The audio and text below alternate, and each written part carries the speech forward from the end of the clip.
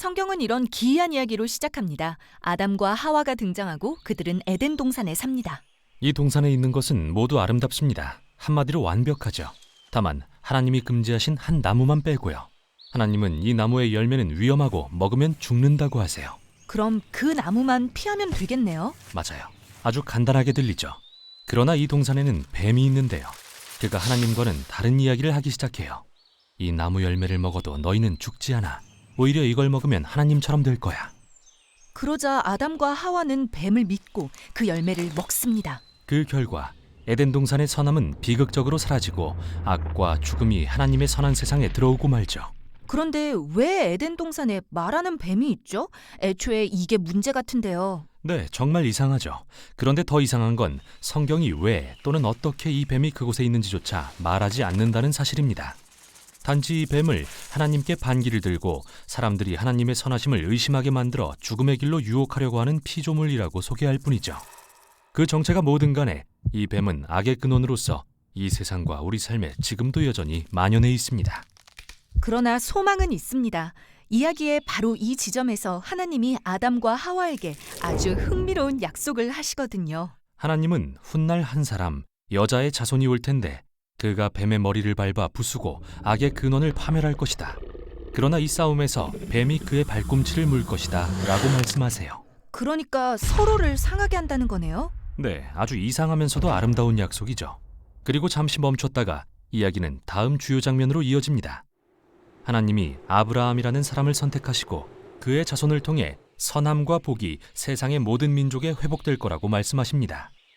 그리고 아브라함의 족보를 따라가다 보면 그의 증손자 중에 유다라는 사람을 만나게 되는데요.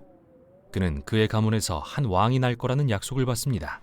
온 세상은 이 왕을 따를 것이며 그가 평화와 화목을 가져오고 그에게는 음식과 포도주와 우유와 포도밭이 넘쳐나 정말 굉장할 거라고 말이죠.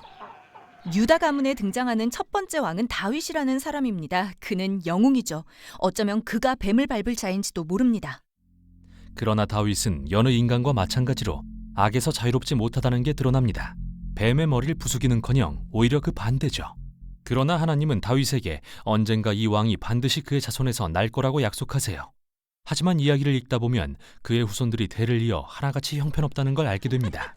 그들은 뱀에 굴복하고 악을 선택해 재물, 음란, 권력, 그리고 다른 신들을 뒤쫓습니다. 상황은 아주 나빠져서 이스라엘은 결국 망하고 악한 거대 제국 바벨론의 포로가 되고 맙니다. 그래서 이제는 이 약속을 성취할 왕조차 남아있지 않죠. 계획은 완전히 실패한 것처럼 보입니다. 그러나 이렇게 어두운 시대에 선지자라고 불리는 엄청난 사람들이 등장합니다.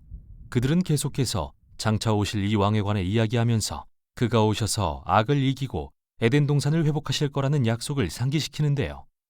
그 중에서 특히 이사야 선지자는 이 왕이 왜 뱀에 물리시는지 자세히 알려줍니다. 이사야는 이 약속의 왕이 상처를 입는 건 인류의 죄악 때문이고 그로 인해 죽임을 당한다고 말합니다. 그런데 그때 갑자기 그분이 돌아오시죠. 그리고 이사야는 그분이 이 상처를 감당하셨기 때문에 이제 다른 사람들을 치유하는 원천이 되신다고 말합니다. 그러나 구약이 끝나도 모두가 이야기하던 뱀의 머리를 밟을 왕은 전혀 나타나지 않습니다. 그래서 이게 바로 신약의 서두에서 나사렛 예수님이 소개되는 이유입니다. 평범한 등장인물이 아니라 이 특별한 고대의 약속을 성취하기 위해 오시는 분으로서요. 네, 우리는 그분이 다윗, 유다, 아브라함의 자손이란 걸 알게 되죠. 그리고 그분은 이스라엘을 두루 다니며 하나님 나라의 선함이 지금 여기 임했다고 선포하십니다. 또한 사람들을 치유하고 그들의 죄악을 용서함으로써 악의 영향력을 대적하기 시작하세요. 이제 많은 사람이 이분이 바로 그 약속된 왕이신 걸 믿고 있죠. 그러나 예수님은 제자들에게 말씀하시길 자신이 왕이 되어 평화를 가져올 것인데 인류의 악을 모두 짊어짐으로써 그렇게 하실 거라고 하세요. 뱀이 입힌 치명상 말이군요. 맞아요. 그래서 마치 뱀이 승리한 듯 보이고 이야기는 비극으로 끝나는 것 같은데요. 그 후 놀라운 일이 일어납니다. 예수님이 죽음에서 부활하십니다. 그리고 이제 예수님께는 악과 죽음을 이기는 능력이 있습니다. 그래서 신약 성경의 나머지 부분은 악과 죽음을 이기신 예수님의 능력이 이제 우리 것이므로 우리도 삶에서 악의 영향력을 대적할 수 있다고 선포합니다. 하지만 세상에서 여전히 죽음과 악은 우리 주변에 실제하는 문제잖아요. 네. 그래서 성경 이야기는 미래의 어느 날 예수님이 다시 오셔서 이 일을 완성하시는 모습으로 막을 내리죠.